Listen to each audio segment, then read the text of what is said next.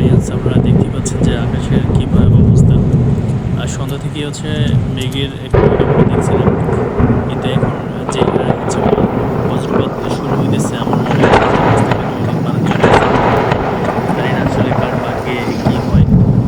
খুবই আতঙ্ক। আমি যদিও বাসায় একা, তা আমি থেকে ভিডিও করতেছিলাম।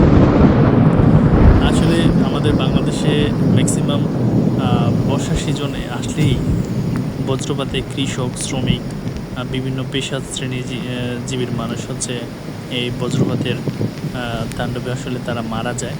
আসলে এই ক্ষেত্রে এই বজ্রপাতের সময় ঘরে থাকার ঘরে থাকাটাই শ্রেয়, এবং এর থেকে বেটার কোনো অপশন নাই।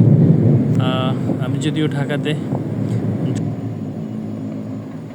কী ভয়াবহ অবস্থা আমি আসলে কি বলবো। তারপরে খুব সাহস নিয়ে জানালার বাইরে গিয়ে ভিডিও করতেছিলাম যে আসলে কি অবস্থা। আকাশের মনে হচ্ছে যে মিড নাইট, দেখতে সুন্দর হলো, কিন্তু এটার মানে আওয়াজ খুবই ভয়ানক। আমি বাসায় একা, কিছুটা ভয় লাগছে, এবং বিদ্যুৎ যেভাবে চমকাইতেছে মনে হচ্ছে যে প্রতিটা চমকানো হচ্ছে এক একটা বজ্রপাত মাটিতে নেমে আসে। এলো অবস্থা। আল্লাহ জানে রাস্তাঘাটে মানুষ এখনও আছে কি না। আমার মনে হয় নাই যে এই ভয়ানক অবস্থা। আবার অনেকে অনেক সাহসিকতার পরিচয় দিয়ে আসলে রাস্তাঘাটে নামে। আবার কেউ আপনার কর্মজীবনের তাগিদে তারা রাস্তায় থাকতে হয়। আল্লাহ জানে কার ভাগ্যে কী আছে।